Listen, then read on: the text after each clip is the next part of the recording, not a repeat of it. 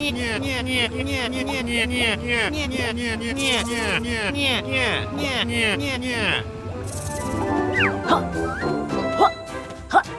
Laylee from Team 17 is billed as a spiritual successor to Banjo and Kazooie and is a throwback to the platformers from yesteryear. But can it hold up to today's new breed of platformers?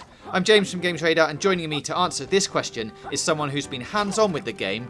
It's Zoe. Hi. Hello, Zoe. Hello, James. So, yeah, this is a throwback. It's got a colourful retro feel.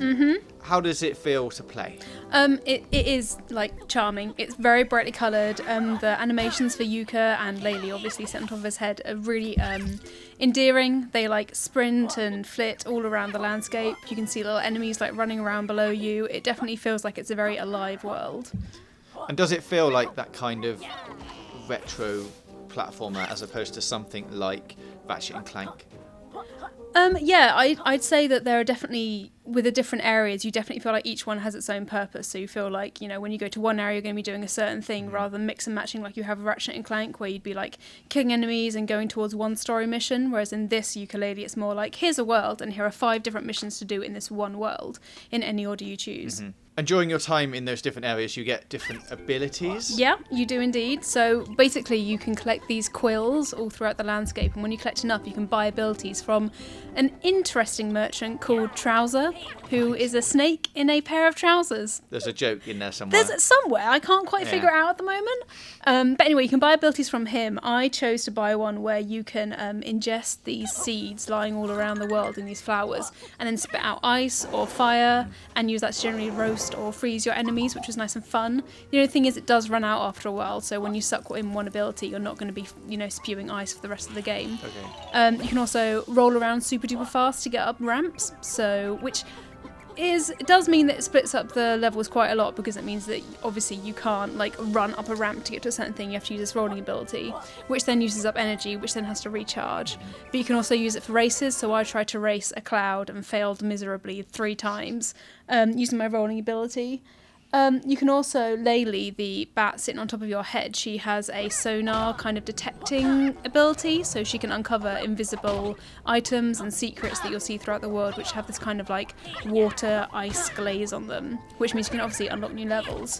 So the rate at which you unlock new bits of the game to explore very much depends on the abilities you choose. And these, do they bolt onto the existing world, or how do you progress through the game? Well, it's interesting. So when you enter one world, so I was in the tribal stack tropics for most of my playthrough, you can either collect these things called pages, which are pages, and then use them to either unlock a completely new world, so like the Glitter Glaze Glacier was the next one which you can unlock, or you can use them to expand the world you're currently in, which means you just add more stuff to do. So there'll be new locations in the world, there'll be new activities to do, new characters, and I decided to do that and had a bit of a run around finding out what else was there. It does feel like when I was playing the Tribal Stack Tropics level without expanding it, there were some platforms and towers which didn't seem to go anywhere, which I was a bit confused by, and it's only when I expanded it that I realised that those now lead to a completely different area. But having new NPCs and people to interact with and enemies and stuff in an area is pretty cool, because it just means you get to stay in that one area for longer. And Tribal Stack Tropics did look really nice. Well, talking of NPCs, I'm not going to go through this without mentioning one of them is literally Gru from the Minions films. Yes. Yeah, Capital B does look very similar to that unmistakable villain. He's got the long nose and everything. Yeah.